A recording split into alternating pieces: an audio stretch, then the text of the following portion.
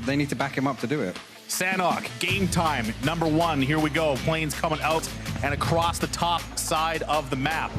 And now the question remains, we had a lot of chat about circles.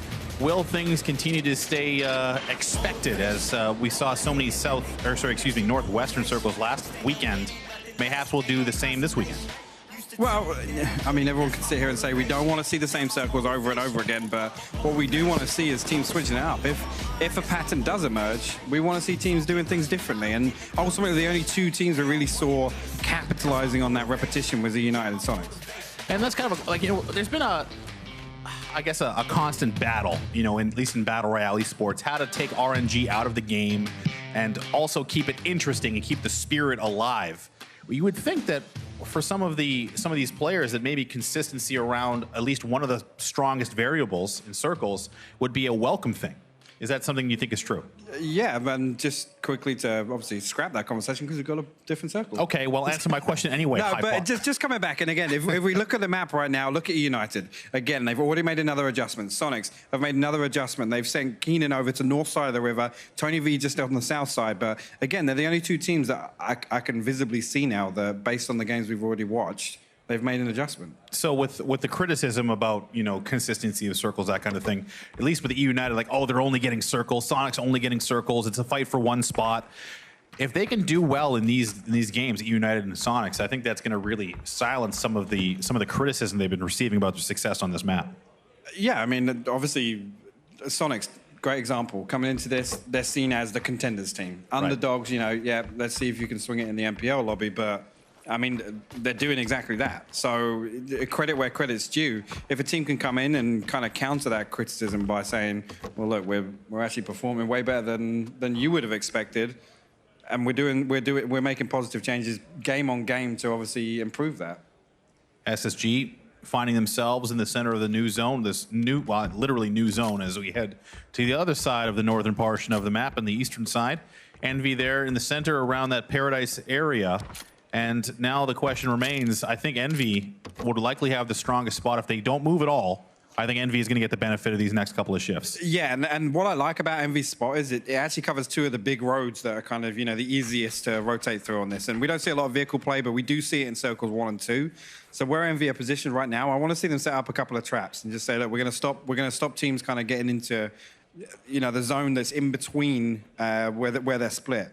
And setting up, obviously it's easy to set up on a bridge, but it's a bit more difficult to, set up on a hill to try and control the road.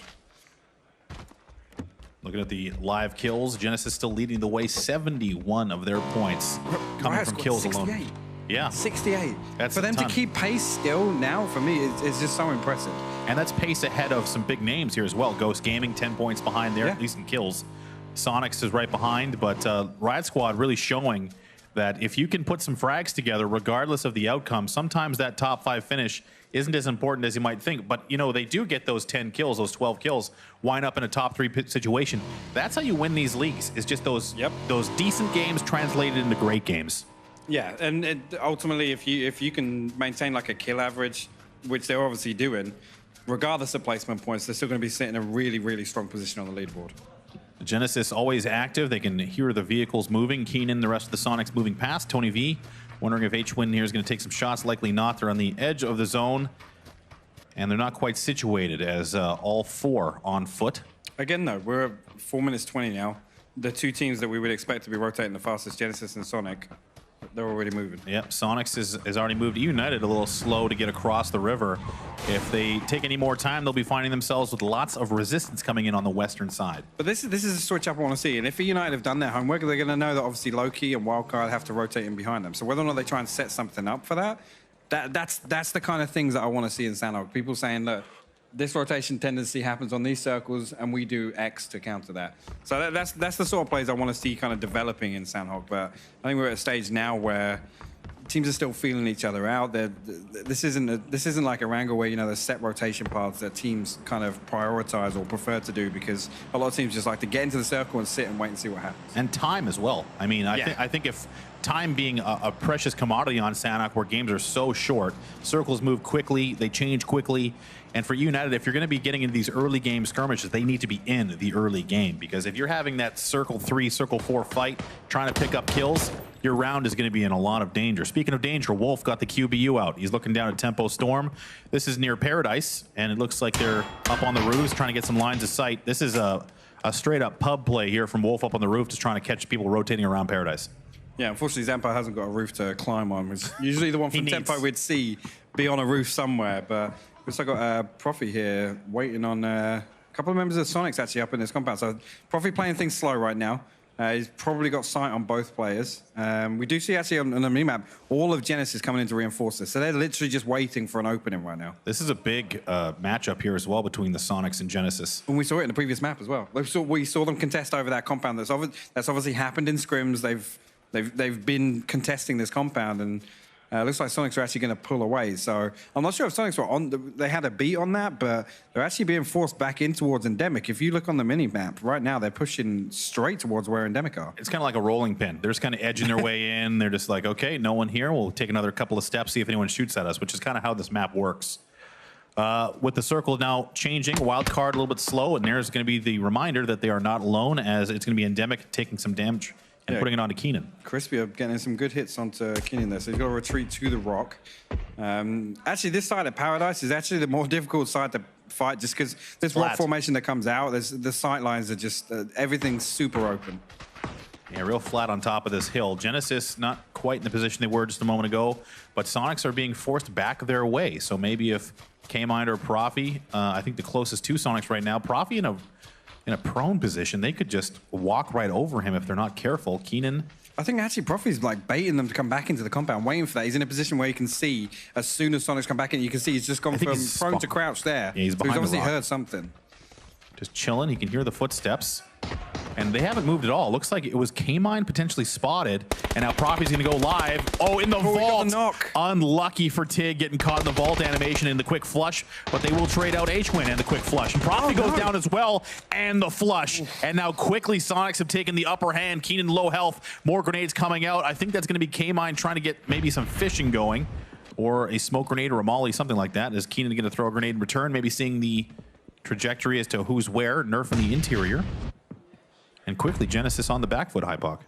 Yeah, and actually, we saw a similar fight. I'd already mentioned it happened in the previous map, where there was obviously a hotspot. These teams have been contesting with each other, but I mean, Sonic's looking like they might come out with the upper hand again.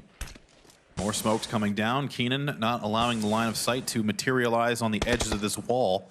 And that controlling that sight line from that edge, especially on the corner, I think will really make things easier for them. As E United, they've arrived. They can hear the fire almost guaranteed. Yeah. And they will third party when given the opportunity. More grenades coming out. And the problem comes from now that Genesis are in a position where they're down to 2 and they're playing outside the compound. So the team that's most likely to get pinched here immediately is Genesis. If E United hear any more of these nades going off or you know, catch sight of anybody, they're going to be in a perfect position to come up and pinch Genesis. It feels like Genesis needs a little bit more time and space.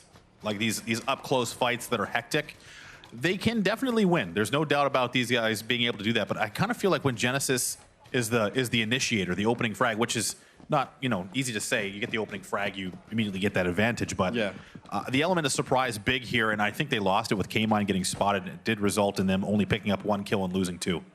Yeah, and I mean, right now I just want to see Genesis full beat. They're lined up. Nerf! They're all lined up for Nerf. Sonics in the open, just like that. They were looking to find Genesis, and they found them. Nerf in the open. Another spray, another down, as Nerf is doing tons of damage. Then the grenade does take him low, but now it's just Tony, and the tides have turned on a dime. Talk about caster curse. Honestly, just as I was about to say, Yeah, that I want to see them reset, but they set up in a position where, I don't know if Sonics were trying to clear this building, they didn't have the information, but right now, this could be Sonics going out in 16th. Very close quarters there as Keenan's gun still sticking out from the edge. Smoke comes out in defense, and I wonder, this is where I think a lot of teams would maybe get lulled into the aggression here and now try and reset again on this 2v2. But we're so early, and look at how many teams are starting to pile up around Genesis. Endemic is there. E United's arrived. This is still very precarious for a 2-man team. Yeah, it is. And unfortunately now we're just in this stalemate where, actually, yeah, we've got Sharu coming in getting the knock onto Nerf, which is I mean, pretty huge for the remaining members of Sonics, but right now, I don't know if K-Mine's just going to full commit. We do actually see Wildcard go out in 16th place elsewhere on the map. I think that was a water rotation up to the north, but K-Mine looks like he's actually going to get the open knock onto Keenan. Does get the fuss. Must know the second one's there. He gets the second as well. K-Mine wins those. He's the type of player, man, that no matter what, he is going to step up and try and clutch. He's got that in his genes. And I'm not talking about those sweet denims he likes to wear. But as far as as far as Genesis is concerned, they have still a very uphill battle to contend with. I don't know if they're going to be able to get the res on Nerf. He's still down. I mean, the problem there is they obviously saw that Nerf got knocked in the kill feed, and they became a bit sloppy. Both members pushing in didn't look like they were expecting K-Mine to be in that building at all, but great work from K-Mine to capitalize on it. They got surprised twice by Genesis in the same fight, which is, I don't know if it's, I don't know. We'll have to ask them after this game is over, but Lazarus, they've been continuing to stay active. Rooftop Civ, he's looking for shots onto Endemic, lands a few on Crispier. And they've got 4 kills sneakily already. I think a lot of that came from Wildcard on the edge of the zone. Yeah, as I was just commenting on, I did see it on the map stream. Wildcard coming in with a water rotation. They were all in the same boat or what, but it looked like Kickstart was the last up, and 2 of the vehicles got exploded as they were trying to come in. So good work from Lazarus. And again, this I'd already said, I like the fact that Lazarus are in a position. You can see with that split, they had 2 north up at Cal, and they were waiting for this water rotation to come in. Looks like Nerf did not survive for Genesis, so it's just going to be K-Mine by his lonesome. Checking in with Tempo Storm, no kills on the board. They've got Riot Squad, the team that we saw such tremendous performance in the last game. They're nearby. They've got Player One Esports there as well. Taking a look at this next circle. SSG still really a ton of space in the center of the zone, but this whole United southwestern side, still a bit of a question mark. K-Mine in a vehicle. Maybe he's going out for his, I don't know, a coffee or something. He's going to try and rotate probably all the way north, I imagine. Here, yeah, I imagine he's just going to try and find some space in Cal up on the far side. Again, Lazarus should kind of protect him if we see another shift come this way. Obviously not going to have a... nice hits from Kurt there, actually, onto Wolf. With the QBU, obviously the Sanhok exclusive Mini 14. And a lot of people, I personally really dislike the QBU, but I hate it. But a lot of guys love it. A lot of guys out here just think it's amazing. You know, obviously you don't have the additional ammo capacity that you do with the Mini, but you do have, I think, a little bit better damage. So we've seen the QBU front and center. The recoil is nuts. Oh, absolutely. Yeah. Laser it's beam. Crazy. And again, these guys are very good at using it, obviously, but yeah, I think as well it's kind of exaggerated by, you know, the engagements are much shorter range here, so the Mini obviously probably a bit better at long range. But Purdy has got to have some of the most aggressive peaks. Yeah, he does. Like he just and nades. I'm just gonna go out and crouch and tilt myself in the open. I'll out aim you in the open. Yeah, yeah, I'll do it. Come at me, bro. So that's a big energy there from Curdy as we see Ghost and Rumblers kind of forming up. I'm wondering if Ghost has an idea that Rumblers are on their doorstep, but they've got some insulation here. It's only Reno coming in from Vanquish on the edge of the blue.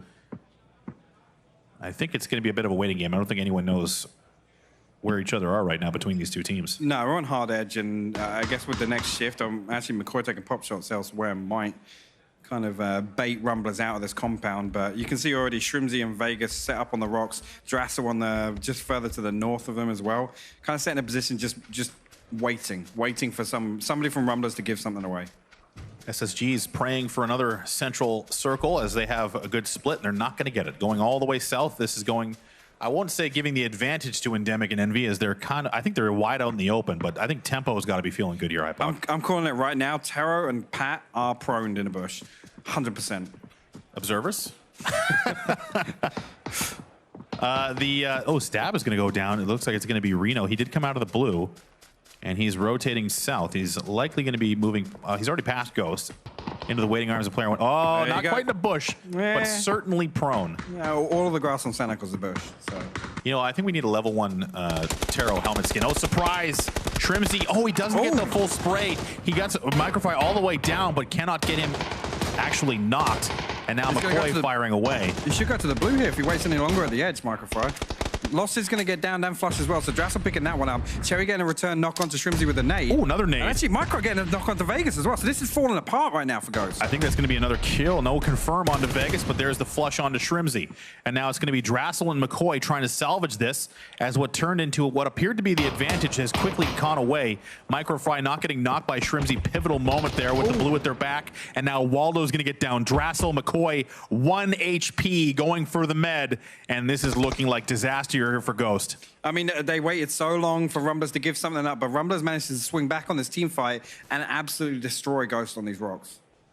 Bit of a waiting game now. McCoy, I wouldn't say he's got the same strategy here as the other teammates, as he was likely going to look to try and go aggro. And he's going to 2v1, not going to get it. McCoy down, Ghost 13th place. Unfortunately, I like the setup from Ghost, but, you know, great credit where credit's due. Great work from Rumblers to flip that one back on his head. As now, obviously, Zenith are going to be looking this way. Yep. Low-key as well, potentially in a position where they're going to have line of sight of Rumblers rotating off this hill. Ghost has been praying for a southern Sanhok circle since last week, and they just have not been getting it. So they're going to go down out of the running for placement points. Not sure if they were able to pick up any kills through that. I think at least 1 or 2. United, meanwhile, they've got 1 in the tank. Looking towards Lazarus. They've been kind of jousting for a while now. Kurt throwing out some nades.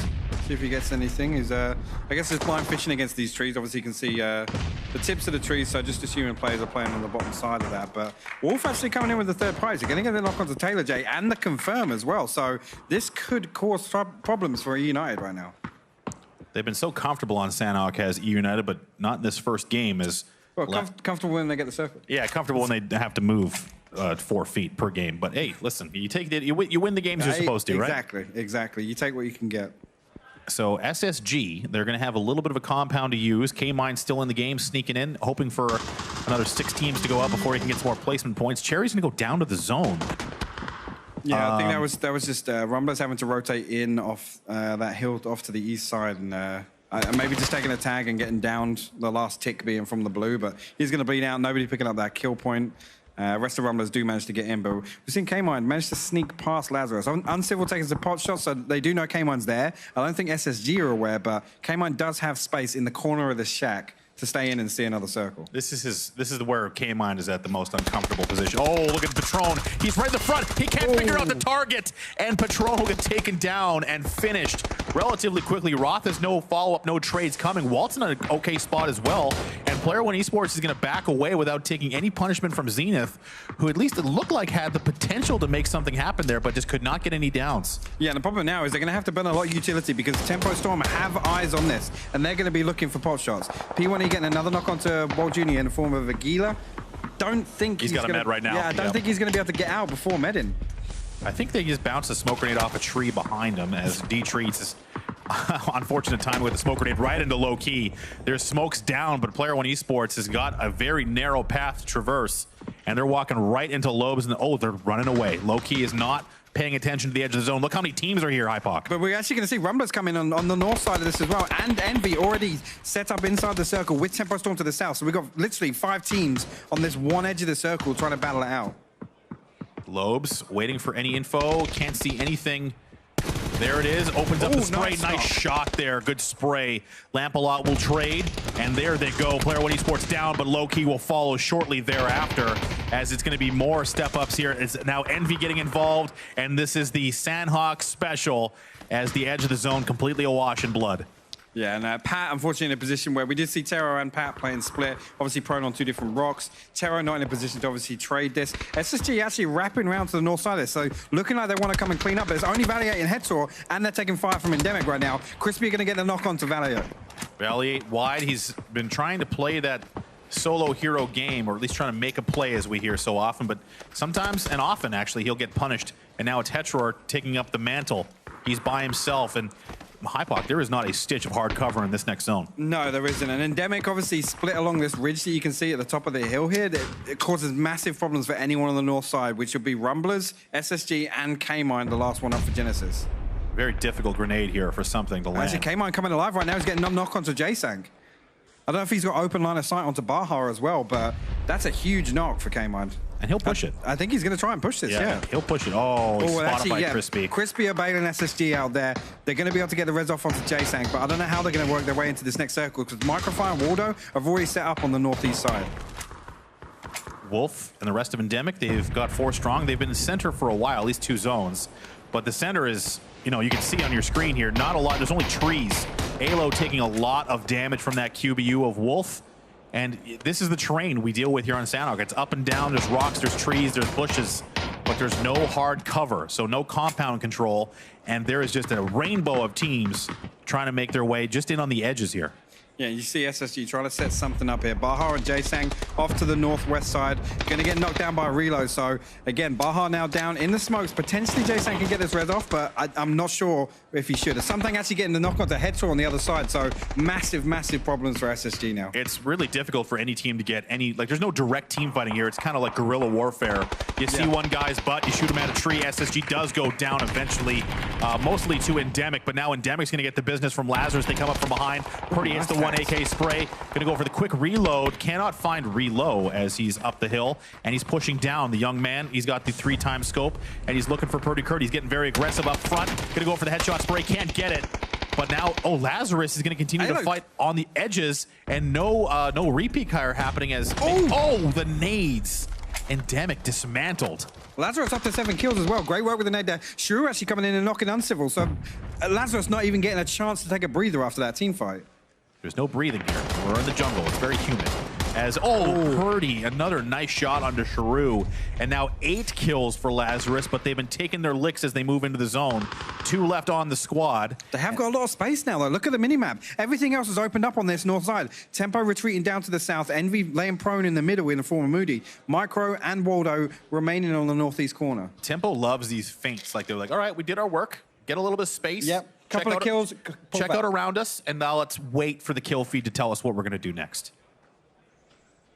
I think the big playmaker here is going to be Rumblers and Lazarus. Whoever decides to push him first, obviously Moody occupying this north side. I'm not sure if he's got a rock or a tree or something, but he's managed to stay undetected so far. I'm not sure anybody actually knows that Moody's there. And now this is where Sanhok will shine as we all snake in on the edges of the zone, hoping no one spots us first. It's going to be Waldo. He's got the 249, and he's going to go right at an angle on it, though. Yeah, I was going to say, he's going to get aggro, but he's got aggro with the blue at his back, and that's a bit of a question mark there as Rumblers will go down in 4th place. Decent kill count, though, for Rumblers, and that's what we like to see. Them getting through these games, placing well, and still getting a kill count. I think you got to prioritize position there. Tempo, he's going to try and cook Lazarus. Here comes a Molly in return. Just kind of blind throw. That looks damn close to Zampa. And I think Zampa's like, what the hell? Am I on fire? And indeed, he's not. Sharp shot, trying to nade. They're real close together. Look at Moody. He's in prime position. Yeah. No! Sharp shot with a double nade onto Lazarus. So Moody now in a 1v3 situation against Tempo Storm. Good luck, Moody. We'll see how it plays out. No helmet, no problem. Stay prone. Never not prone. This is Sanhok. We're in the jungle. The green is your friend. Moody knows this. I know this. Let's see. Maybe even get a sharp shot. Maybe. This is a pretty difficult situation here for Moody. I think Sharpshot just spotted him. Maybe he's ADS over there. There we go. Zampa picking up the last kill onto Moody there. 10-kill win for Tempo Storm. Beautifully done again. And Tempo so patient. We saw them on the south side of the zone. They put the brakes on when it was necessary, and they were able to secure another win. 10 kills this time around. 2 on the day for Tempo Storm. Yeah, a huge game from Sharpshot, actually. Picking up 6 kills there. That's what you want to see Sharpshot step into this team and deliver what we know he can. But, I mean, already today, we said they had a